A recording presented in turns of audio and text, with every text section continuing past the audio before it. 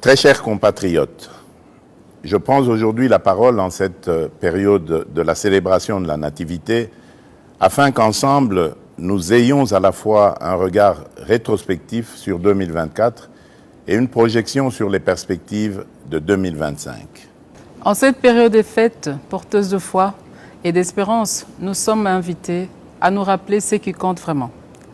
Notre unité, notre courage et surtout la richesse inestimable que constitue notre peuple. Dans chaque village, chaque famille et chaque cœur congolais, il y a une flamme qui brûle constamment. C'est la flamme de l'espoir. Dans la souffrance comme dans l'adversité, cette flamme continue de nous guider. Nous avons tout à gagner, à espérer des lendemains meilleurs, de garder la foi malgré tout. Mes très chers compatriotes, nous sommes un peuple résilient.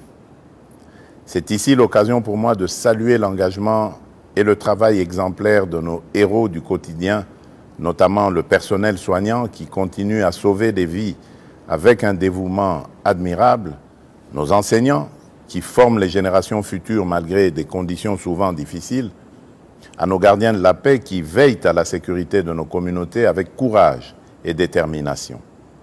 Votre contribution, en dépit des épreuves que nous avons traversées cette année, est une source d'inspiration pour nous tous.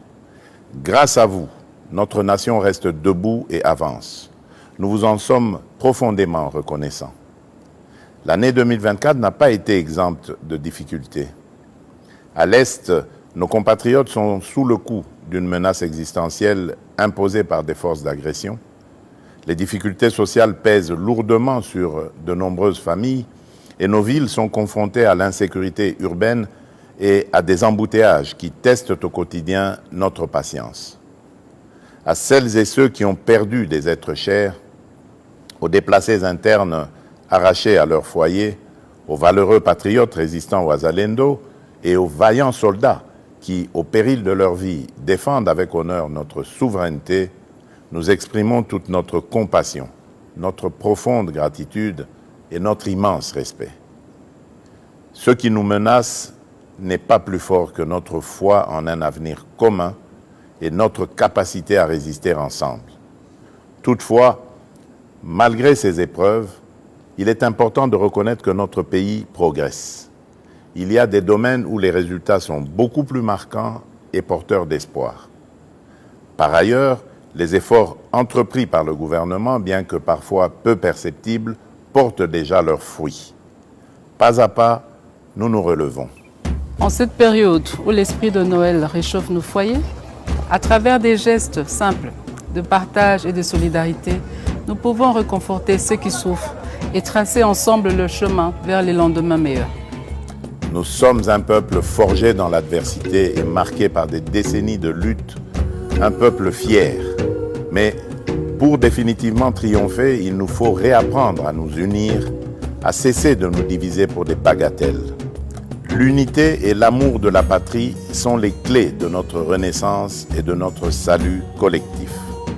Gardons cet engagement qui nous galvanisera, car ensemble, rien ne nous est impossible. Mes très chers compatriotes, nous avons le pouvoir de relever les défis et d'écrire un nouveau chapitre de notre histoire. Je crois en vous, en notre nation et en notre capacité à avancer, quoi qu'il arrive. Nous vous souhaitons à toutes et à tous une année 2025 marquée par la paix, la foi, la solidarité, la réussite et la prospérité. Une année de progrès et de renouveau pour notre grande nation. Nzambe apambola bino. Nzambi kalusa kumuna. Mungu ababariki. Nzambi anubenesha. Joyeux Noël et bonne année à toutes et à tous. Que Dieu bénisse la République démocratique du Congo, son peuple et tous ceux qui l'ont choisi comme leur lieu de résidence.